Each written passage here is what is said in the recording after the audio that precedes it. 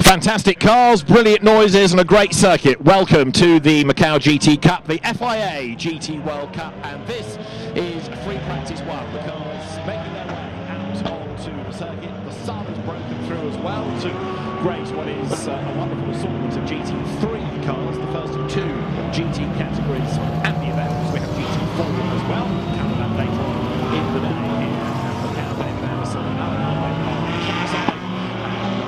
16-strong entry, grounds its way out on circuit. Star names now in Heinrich, Antonio Fuoco, the Gerta, Leon Dorian Boccolacci, Sheldon Van der Linden, Henschler, the Harmony Running there, Christopher Haase, James Daniel, Fong and Marciello make up the entry. Pick a winner out of that lot. It is going to be very difficult indeed. They might be big cars, sometimes they're not going to be at this point you always sort of ask yourself, can they do this? Can they get round this group? Yes, they can. Boy, can they. And last year, they really were exceptional because in a weekend that was littered with red flags and interruptions, they didn't have them. It was racing around the gear circuit in the biggest of the cars, exceptionally amazing. You missed out one thing in your superlatives on the introduction, and that was liveries, because these are one-off liveries for this event, and boy do the manufacturers go to town. Yeah, it is a manufacturer representation, but the other element of this is that they're being run by local teams. You know, Phantom Global, Harmony Racing, the Audi Sport Asia team Phantom. They are local squads operating the cars here for the manufacturers. What's really pleasing to see as well is the fact that we've got good, strong Audi representation, because Audi no longer really builds the R8. There are still lots about in customer hands, but Audi Sport has massively scaled back its operation in recent years to think about Formula One. But to have Audis here, and somebody like Christopher Haase, who knows every trick in the book, he's a very experienced Audi driver, he's certainly a man to watch. And talk about great liveries, well there's one, the gold of Porsche coming out of the Macau hairpin. This is where you start to realise just how big a GT3 car is, and with every one that turns through the corner you think, are they going to make it? They do. One Porsche in shiny gold and one Porsche in shiny silver. It really is spectacular. And with the sunshine out now, it's just come out in the last half an hour or so here at Macau. For the first time today, finally it's managed to burn off a bit of the cloud. It was a little overcast for this morning, but yeah, it's a really good scene, isn't it? And that's about to be a completion of the outlap from pit lane. And there's another of the things that's glorious around the streets of Macau. The noise of these cars echoes. It echoes from barrier to barrier, from grandstand to grandstand. This is glorious. It is indeed. Larry Heinrich, we're looking at them in the Schumacher CLRT Porsche. Has raced here before. This season he's been busy in GT World Challenge Europe Endurance Cup, Asian Le Mans in America and IMSA, all with great success. And finally passing the benchmark time in the first sector, going down to the right hand of Lisboa, makes the climb up the hill. Let's have a look at the Porsche now coming up San Francisco Hill. The CLRT bit is the Cohen Lenegar racing team. Cohen himself, a very, very successful Porsche and McLaren racer prior to that. One driver comes to the pits at the end of the first lap. The BMW of Raffaele Marciello is boxed, but Larry Heinrich at the moment with the road to himself, being chased on track by Antonio Fuoco, who came close to winning last year, but for Raffaele Marciello, he may well have done. They got it together, remember, down at Lisboa. There was contact, and it was Mauro Engel that came through to take the win. Mauro not here this year because there's no Mercedes AMG representation, but doesn't feel quite right with that Mauro Engel, does it? You're absolutely right. Yeah, the Mercedes were a feature of this race for so many years, and if you thought, hang on, can that go down the local hairpin? Yeah, it can, can't it? And does it rather quickly as well. One of the features of this race, but many a year. I kind of tell you a lie actually about Mauro. He's here in plastic because Spark, Mercedes, the one last year. There's a sort of deluxe edition with a trophy, a little tiny figurine of Mauro Engel. So sitting on the car, isn't he? Put it in the booth. Sitting on the car, I think. I think you can do what you can put it there. It's a moldable character. So, are you going to get one? Possibly. Yeah. Possibly. We'll see. Laurin Heinrich, in the meantime, though, is going to offer up the target time. Whether the Porsche gold colours strikes gold this weekend remains to be seen. But the 911, which has evolved over the course of seasons, goes over the timing line and does a 2:25.930. So that's Laurin Heinrich's opening salvo, chased by Antonio Fuoco behind, and he does a 2:26.6.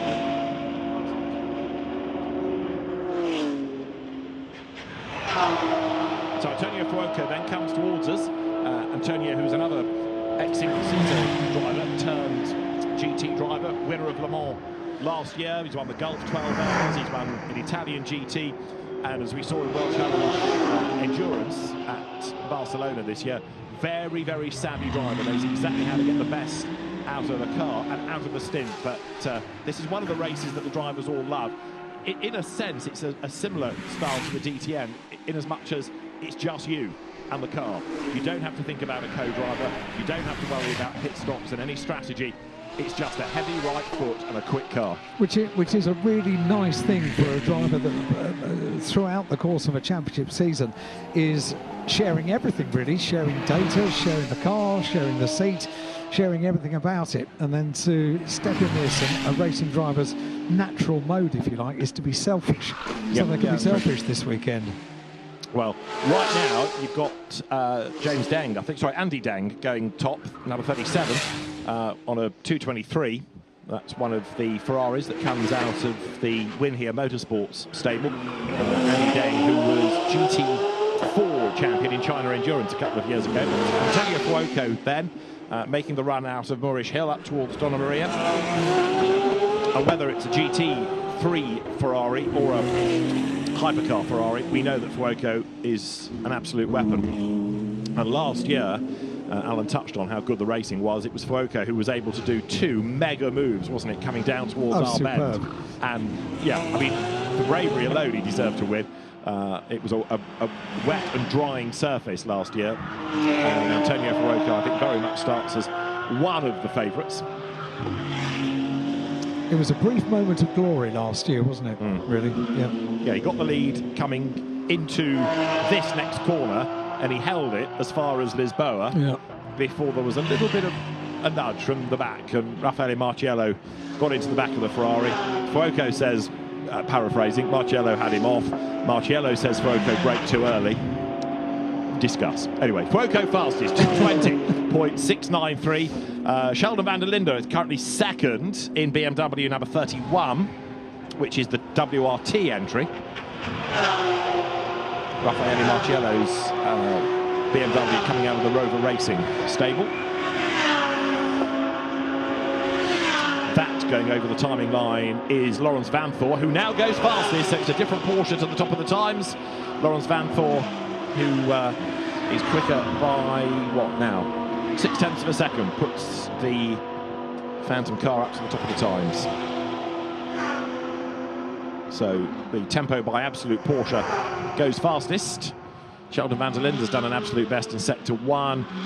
Ye Fei had done an absolute best in a sector, but has now pitted. He's bailed out of the lap as you look at the Porsche of Vanthoor going through Lisboa. It's a brilliant shot, that, especially when it's a GT car going through Lisboa. You've got all the colours, it's the crane in the background, the barriers either side. It sort of encapsulates Macau. It's a really colourful part of the circuit, day and night. It's just one of those iconic shots that we get. When I was doing my prep for this weekend and realised that Laurens Vanthoor's glory in this race, if you like, was almost 10 years ago. Goodness me, 9 years ago that he won, being the only car to have actually won the FIA GT World Cup here at Macau, not on all four wheels, back in 2016. The last 9 years have gone very quickly. A couple of years that I don't think he was here, and Dries Vanthoor was here. That's right. And Laurens was not, but he is exceptional around the streets of Macau, so it will be good to see what's going to pan out. There are so many drivers that could take victory over the course of this weekend, and they know it as well, don't they? Yeah, I mean, he was one, and there are many on the grid that first came here in the Formula 3 Grand Prix days, but you're right, he's been a winner in GT cars, and somebody else that can adapt from GT3 to hypercar machinery, because he's been part of Porsche's hypercar assault of late, sharing with Kevin Astra, Le Mans class winner, as over the timing line goes Sheldon van der Linde to put the BMW fastest. That is a 2 minutes 18.664, so good lap that by Sheldon van der Linde. He and brother Kelvin, the two South Africans that race BMWs, different championships, but both very successful. We still haven't yet seen the best coming out of Raffaele Marciello, but we will get there. As now Lawrence Vanthorpe goes top for Porsche, 2:17.969. Times are tumbling, aren't they, with 24 minutes still to go?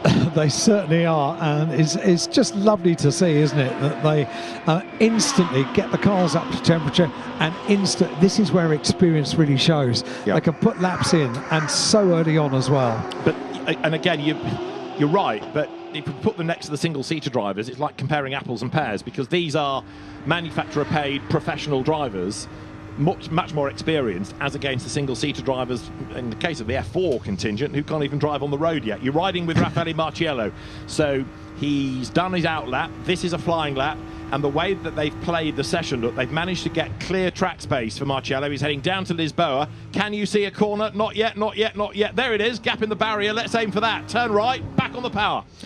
Exceptional on board with Raffaele Marciello. He was superb in single-seaters around the gear circuit here at Macau, and has been superb in GT cars as well. One of those drivers that has got a full, rich history in the Macau gear circuit. A little bit like Eduardo Mortara, who was victorious in single-seaters and has been victorious in GT cars as well. Yeah, Marciello, Italian, but now based in Switzerland and Swiss national, turning his way down through the Solitude S's and Faraway Hill. Formula 3 champion, multiple GT champion, whether it's been in as it then was, Blancpain Sprint or Endurance Series. He's won here in 2019 and 2023, and a winner this season just gone in the Sprint Cup in GT World Challenge Europe, one at Misano, sharing with Valentino Rossi. Right, he's turned his way out of Moorish Hill, makes the climb up towards Donna Maria now, through that left, and barely anything to get in the way here. Now, in terms of sectors, they're all good, they're all personal best, as you would expect, first proper flying lap, but there are no purples. Comes down through Black Sands then. Speed building all the time. Raffaele Marciello is about to turn the car right and sort of explodes back onto the open part of the circuit. You go from 2 lanes through Fisherman's, 4 lanes, the road opens up, he's up against the wall on the outside, foot nailed to the boards, comes down now into our bend. The time he's aiming for is something better than a 2:17.969. Marciello is slowest at the moment, 16th in the times. He's about to break the timing beam, and as Raffaele Marciello goes through, he will improve to get himself up to 5th fastest, then down to 6th, because Alessio Picariello goes through. Eduardo Mortara, in the meantime, has just gone through to be 8th quickest. So, yeah, Marciello's lap was a decent one, but not mega, still 1.3 seconds down. This is Mortara, Mr. Macau. It certainly is. How many victories has Eduardo Mortara had in single-seaters and GTs? He is just a local hero. As soon as he arrives here at Macau, he's signing autographs, he's stopping for photographs, he knows what happens when he gets to Macau. And then when he gets in the car, well, he can turn it on, can't he? Yeah. Back to looking at the Ferrari, the number 50 Ferrari, Antonio Fiocco in the AF Corsa SRL. Entered 296. The answer to your Mortara question is 10 wins. If you take qualification races as well as main races and the Audi Cup race that he won, he's had 10 wins at Macau, but the last one was a long time ago, back in 2017. It was, yeah. He is Mr. Macau, but he's in danger of letting somebody else become Mr. Macau if another win doesn't go his way. This is Fuoco, and as Alan rightly says, it's a good lap because he's done so far 3 personal best and an absolute, and he's finished 4 of the 5 sectors. The last sector will be completed once he crosses the timing line. So Fuoco, all fired up, comes through our bend. Then the time to beat is at 2:17.9, and as up to the line goes Fuoco, we cut to look at the Porsche coming towards the end of that. Fuoco fastest on a 2:17.796 then. And Alessio Picariello's Porsche looking rapid as well. The Belgian driver who's done much of his racing out here. This year's GT World Challenge Europe Endurance Cup champion breaks the beam. Goes fastest. Picariello's Porsche then to the top, 2:17.795. That's 1,000th of a second difference. 1,000th quicker than Fuoco goes Picariello. If anybody wants to moan about the BOP, how's that for parity? 1,000th of a second. So it couldn't be any closer, could it? Picariello, top of the times, car number 911, and car 50 is second by 1,000th of a second. 2:17.795, quickest time so far. We've got just over 19 minutes of this session remaining, and it could be any one of 10 or 12 of these drivers that takes victory this weekend. This is a great lineup. It is. And if a GT car around Macau doesn't stir something, then you need to go and seek medical help, I reckon, because this is just an awesome entry. The cars, the circuit, everything together just works, doesn't it? And it does. They're proper drivers in proper cars on a proper circuit, and they all love coming here. And get excited about this. Raffaele Marciello has just gone purple in Sector 1. Okay, so let's see what he can do against the Porsche of Picariello.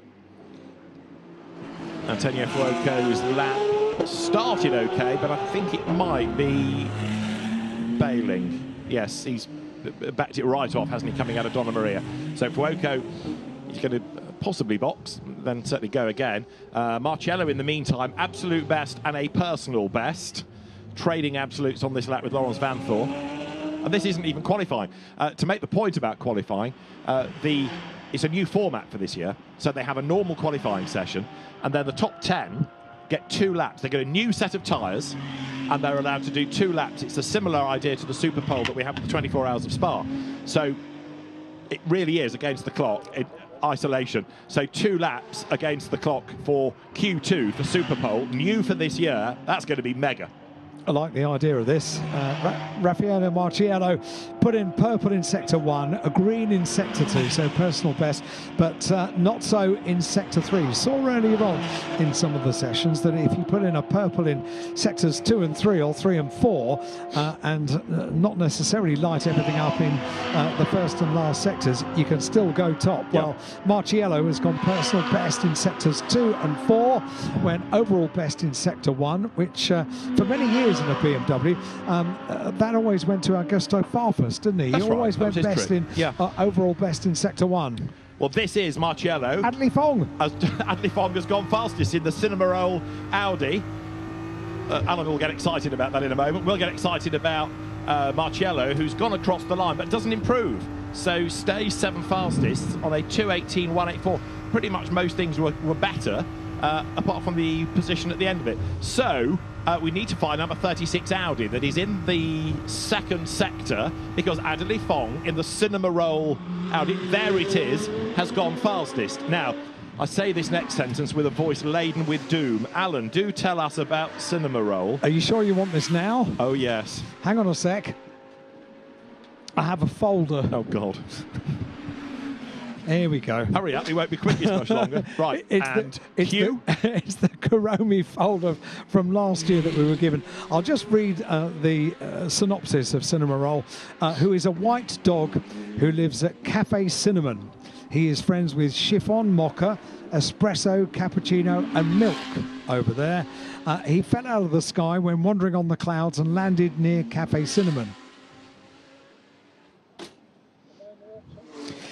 He's a male white and chubby dog with long ears that enables him to fly. He's got blue eyes, pink cheeks and a tail that represents a cinnamon roll. That was Alan Hyde, who died today. One of his main hobbies is eating. That's it, that's all I've got. Right. The reason for this, you've not suddenly strayed onto the wrong channel, is this is the livery of the Audi, which every year the team has a Hello Kitty or related livery. Hello Kitty 2 years ago, last year it was Kuomi, and this year it's carrying the character Cinnamoroll, about which you've just been heard from Alan. The little white dog. The little white dog, yeah. Right. With a tail like a cinnamon roll. You've got 4 days of this, everybody. Brace yourselves. I won't do the full synopsis again. Small mercies then. Right, there is Adley Fong in the Audi. Have you any idea how popular this is? You see the people that were queuing up first thing this morning. Absolutely, it's unbelievable. And they do genuinely come from mainland China, queue for merchandise. And Alan was in the queue himself overnight, camping out. Over the timing line comes Adley Fong. Does he remain top? Raffaele Marciello has gone up to 6th fastest. That was a slower lap by Adley Fong. However, he is still at the top of the times. They'll have a cinema roll update in due course. In the meantime, this is the Ferrari in the hands of Ye Yifei. Up to 4th fastest now, the Le Mans winner.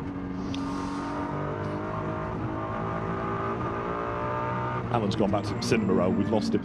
So, Ye Yifei coming. I was sorry, I was listening. When you're sitting on board, it's just glorious to hear the cars, isn't it? It is indeed.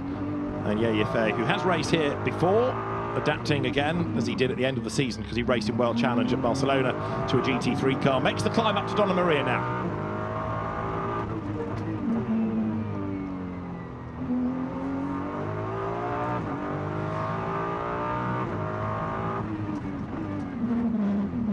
Down through the gears. First gear for the Macau hairpin, and then as soon as he dares, back foot nailed to the floor.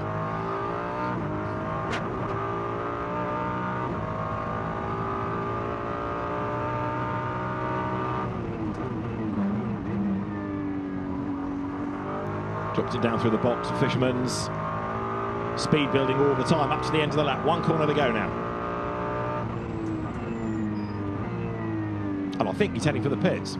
After all that, Ye Yifei, the first sector was an improvement, but in the end, with 13 minutes on the clock, he comes into the pit lane. Now, welcome to the FIA GT World Cup. McLaren, we don't always get McLaren representation at Macau. We do this year, which is great to see. And the car being run by the Optimum Motorsport stable. It is Benji Goethe at the wheel. His brother Oliver was on the podium last year, runner-up in the Grand Prix for Formula Regional cars. And Benji Goethe has had a really impressive season, winning in sprint in GT World Challenge Europe at both Misano and Manicourt. The car then being run by Garage 59. So he's now switched to the Optimum Motorsport squad for the weekend. Bas Leinders, team manager, used to race here in Formula 3 Grand Prix as well. But Benji Goethe has improved massively over the last few years as a driver, but it's all a bit of a step into the unknown. There's no Macau data for this car for them to go off. How nice to have that livery here at Macau as well, the Golf livery, the hugely iconic livery on the car, and very much part of the stable from which the car runs. So the number 5 car, Benjamin Goethe, Optimum Motorsport McLaren. Let's see what that car is going to do over the course of this weekend. It's currently 16th out of 16. But the lap times are coming down, so he's getting closer. The Gulf colours, because Benji's father, Royal Goethe, has the Rocco collection, which is a collection of Gulf liveried racing cars. And he's able to then put the livery on current cars for the sons. You've been lucky enough to go there. I have. You've seen it. It's really impressive. And you look round what they've got. And then they showed me the simulator room, because there's a proper sim for the two boys, the two sons, to use. But even that, it's not just a rig. It is a Gulf, I think it was a Porsche, that they've cut the middle out, cut the cockpit out of. So you sit not just in a rig, but it's in a GT car, which in itself is a Gulf liveried race car. Wow. You know, it's done properly. Were you allowed to sit in it, have a go? I didn't. No. Okay. No, I resisted the temptation. Antonio Fuoco, in the meantime, is another one who I thought was pitting, but actually staying out, albeit at a slightly, it felt like, reduced pace. But he comes over the timing line, and he's about nearly a second down on what he was doing earlier on. But Fuoco continues to stay out there. Can I just remind you who is still top of the times? You can remind me about the driver. Adley Fong. Excellent, but not the livery. No, quite. Christopher Hassler has just gone through. There he is in the Audi, up to 9 fastest. Not really seen very much of Christopher this year in the SRO GT ranks, but he remains very successful. He's been racing in the International GT Open and the Nordschleife Langstrecke series this year. But Christopher, again, somebody, I don't think he's ever had a win at Macau, but he's been here a lot. He does know his way round, so he's always a force to be reckoned with. Adley Fong, by the way, still fastest and still banging out good sectors. Yeah, consistently, and that would be good news. It was 2 years ago, wasn't it? He had a big accident the first year that the car was carrying a Hello Kitty livery. That was the goodbye Kitty year, wasn't it? It was, yes. Yes, it was a mess. Part of Macau history in itself, I think. What, the Hello Kitty livery? I think so, yeah. Absolute best are coming from Sheldon van der Linde, BMW number 31, and Lawrence Van Voor in Porsche 992. For it is a 911 Type 992. Two absolute bests now for Lawrence Van Voor. There, number 37 is Andy Deng in the Ferrari, who's been racing in the GT World Challenge Asia SRO Series this year. And as he comes down now through our bend, he's 12th overall. Now, that might not sound mega, but the Chinese driver is relatively inexperienced, and he's ahead of Dorian Boccolacci, Eduardo Mortara, Einstein Guven, Luca Angela and Benji Goethe. Lawrence Van Voor goes fastest. We're into the 16s now, 2:16.765. 9 minutes remain, and it was 2 overall best sectors for Lawrence Van Voor, with a 2:16.765 at the end of it. And Adley Fong is second quickest. Sheldon van der Linde went overall best in the first sector, personal best in sector 4, and is now coming up to the conclusion of a lap in a very hard to spot Porsche. It's for BMW. It's very understated in its livery, isn't it, this weekend? But it looks superb, that car, in real life. It looks like a massive bruise. Comes over the line and goes third fastest, Sheldon van der Linde, 2:17.460. So BMW is now third.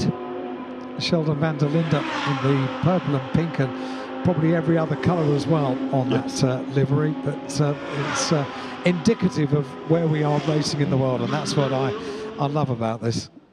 Yeah, that car run by Vincent Voss's WRT stable, and Sheldon van der Linde then third last time through. There, just going underneath the camera, is the Porsche number 23, which is the car of Dorian Boccolacci, who was a single-seater champion in France going back a decade. He's been an ice racing champion, Carrera Cup France champion, and did drive in the Macau Grand Prix 10 years ago. This the first time we've seen him, though, in the GT race. So it's been a long time between visits for Dorian Boccolacci, but he goes by, and on that lap improves into the top 10. So at the moment, you've got Porsche, Audi, BMW, Ferrari, Porsche, Ferrari, Audi, BMW, Porsche, Porsche for the top 10. Eduardo Mortara, we spoke about Eduardo a little bit, has come into pit lane and is currently 13th quickest in the 63 car. So 13th out of 16 cars that we have entered for the Macau Grand Prix, the FIA GT World Cup this weekend. And it's Lawrence Van Voor that we're looking at now. Currently quickest of all, a 2:16.451 with under 7 minutes remaining now. 6 minutes and 40 seconds left on the clock. I know by sheer counting you can't get everybody into the top 10, but two names I'm surprised are 14th and 15th. Einstein Guven, the DTM champion, racing here for the first time and sitting in the pit lane at the moment, possibly with a problem, and Luca Angela, who is only 15th. Now Luca, you might remember, didn't race last year because he had an absolutely mighty accident in practice and was on crutches when he came to the grid on Sunday and was interviewed. He had a month or so in a wheelchair, such were the injuries, in fact, after that. But he's bounced back to fitness and also to success. He was the winner of the CrowdStrike 24 Hours of Spa earlier on in the year with Jordan Pepper and Mirko Bortolotti. So I'm surprised that Luca is as far down as he is. And with Mortara being 13th, it would make you feel that neither of the Lamborghinis have got the best BOP break out of all of this. Einstein Guven has just rejoined the session, and Yeyife has just got up to second in the times. You're riding with him. Yeyife 7/10 back. Marciello's up to third then. So Porsche, Ferrari, BMW and Adley Fong, after a pit stop, has gone back out, but he's been elbowed back down to fourth. You're riding with Yeyife and he's flying. Absolutely flying. Le Mans winner from this year, currently second. Lawrence Van Voor is top of the times, 2:16.451, with just over 5 minutes of this session remaining. And I'm going to say it, the first session of the day that has not needed interruption. So no interruptions for recovery of cars so far. 5 minutes remain on this section. Let's stay with Raffaele Marciello now, who has gone purple in Sector 1. 23.194 in Sector 1, but it's this and the next sector which is really important. No, nothing particular for Sector 2. He's dropped 3/10 in that sector alone. So you're right, he had done the absolute best in the first sector, but a 25.6 when he needed a 25.3 or better in Sector 2. So he's dropped 3/10. Now the other one who's flying is Fuoco, who did do the absolute best in that second sector. He's down in 3 and 4. Fuoco's going to come to the line as Marciello gets past, I think that's Mortara, so slightly impeded just because of the sheer width of the car, even though Mortara did let him go. Fuoco's going to cross the line in advance of Marciello, and we'll see what he can do. Marciello climbs Moorish Hill now up towards Donna Maria. And you think this is near the end of the lap. There's still quite a lot of real estate to go, and a red flag because there's been a big accident for what looks like one of the Porsches, and it's Vanthor, I think. Lawrence Vanthor in Sector 1 has hit the wall very hard, and Lawrence Vanthor off the track, bouncing across the barrier. There's debris all over the road. Miroslav Bartos, the race director, calls for an immediate red flag, which will not resume the session. The clock's going to hit 0 long before we can even think about restarting. So that's the end of free practice. And that has come a minute and a half after my colleague talked about a session without stoppages. Wish I hadn't said anything now. Well, we were thinking that when you were going on about cinema roll, but anyway, you've cemented it now. Lawrence Vanthor's car, as you can see, with a lot of front damage. So red flag, session done. So you can see the extent. Oh, it's the back of the car as well. He's spun it, hasn't he? And he's done a lot of damage. Look at the barrier as well. That's all deformed and pushed in. So he's hit the barrier. He's okay, which is the good news, but he's lost it. He's spun into the barrier, done front and rear damage. And Lawrence Vanthor, he's been a winner here upside down. He's now fastest, but he's stopped the session with a wrecked car. And let's have a look in the background. He's sideways. He loses it. Around it goes. Bang into the wall. Rear, front, spin. And Vanthor, with a lot of damage to the Porsche, triggers the red flag. Lost it. Round it goes. It hops, it skips, and it cannons off the barrier, and bodywork flies. Lawrence Vanthor, a big accident, but the best news of all, he's okay. We saw him get out of the car, but it's going to be a while to sweep the circuit, and you can see the amount of damage done. Somebody is in for a very long night. These cars have FP2 at just after 3 o'clock, and I'll put a tenner down. That's not going to be on the track. 2.5 hours. 2.5 hours away, and it shows you just how fine the margins are around the gear circuit, because that wasn't a huge hit, was it? But it bites. Yeah, I mean, he was, what, an inch or two, if you like, offline, but enough to spin the car around. And again, you're talking about somebody here, you know, we've just made the point. He's a winner at Macau. Yes. This is a guy that spends almost every weekend in a Porsche of some description, going from one type of circuit to another, and a tiny little error, and you see the consequences. The car quickly lifted, but look at the debris all over the racetrack. So getting the car out of the way is the smallest of jobs. It's so quick that they can do it. Confirmation of the order with Lawrence Vanthor in 992, causing the red flag, but also topping the times, a 2:16.451 from Ye Yifei, some 7/10 of a second behind in second place. Raffaele Marciello, who was going for it in the closing stages, finishes up in third place, and triumphant, if you like, for Adley Fong during that session, really topping the times for maybe a majority of that session, it's fair to say. Finishes up in fourth place. Sheldon van der Linde in fifth, and Antonio Fuoco completes the top 6. Well, Lawrence Vanthor was the fastest by 7/10 of a second, and he ends up with a very badly damaged car indeed. The team will have seen that, but they can't really do a full assessment until it comes back. It's not only the bodywork, but rear engine going in first, rear engine car, I should say, going in first would have done a lot of damage to the engine as well, I fear. The tempo by Absolute Racing squad then, with much work to do, but I can't see that car being on track for FP2. But I'm happy to be proved wrong, but I really doubt it. So Vanthor from Ye, Marcello from Fong, Van der Linde and Fuoco are top 6 at the end of the FIA GT World Cup Free Practice 1.